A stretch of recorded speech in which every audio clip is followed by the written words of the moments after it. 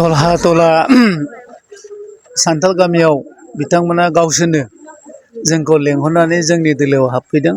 बिथांमोना जोंनि खामानि मावनाय दांनायखौ मोजां मोननानै थांनाय समाव जिहेतु गुबुन दलाव दंमोन, दा बिसोरो गासैबो ज' जादों जे साराय 4 बोसोराव UPPL सरकार खुंनाया जे बहुत सान्थि फैदों, जौगादों आरो बयबो हारि माहारिखौ जे अनदों।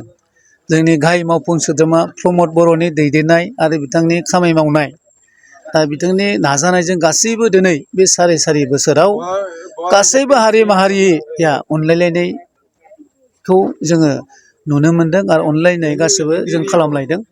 दा बेनिखायनो खालि बेयावल' नङा, धलापाराल' नङा, दाब दाब जायगायाव बे जयनिं प्रग्रामा जोंनि कुसुगाव सोलिबाय थादों। दहायबो एसे आगोल गोबां माने जयनिं जादों आरो दाबो नै बाहाय गोबां न'खर जयनिं जाबाय। दा बेनो मोनसे बेबायदि जयनिं हाबाफारिजोंनो जों मोनसे खोथाखौ रोखा बुंनो हायो जे फैबाय थानाय समाव गुबुन गुबुन दोला जे बाव बांद्राय सक्तिशालि जानाय नङा, बेनो मोनसे फोरमान।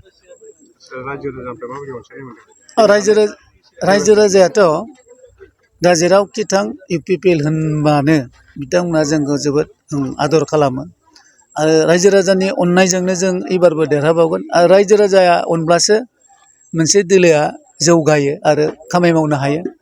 दा नोंखायनो खामानि मावनायखायनो दिनै रायजो राजाया जोंनि UPPL सोरखारा बे BTRआव खामानि मावनायखायनो दिनै रायजो राजाया जोंनाव ग्लोब ग्लोब हाबफैदों आरो जों अनसायनायखौ मोन्दों रायजो राजानि। फैबाय थानाय बिसायख'थिनि थाखाय नोंथाङा माबायदि सानहरो?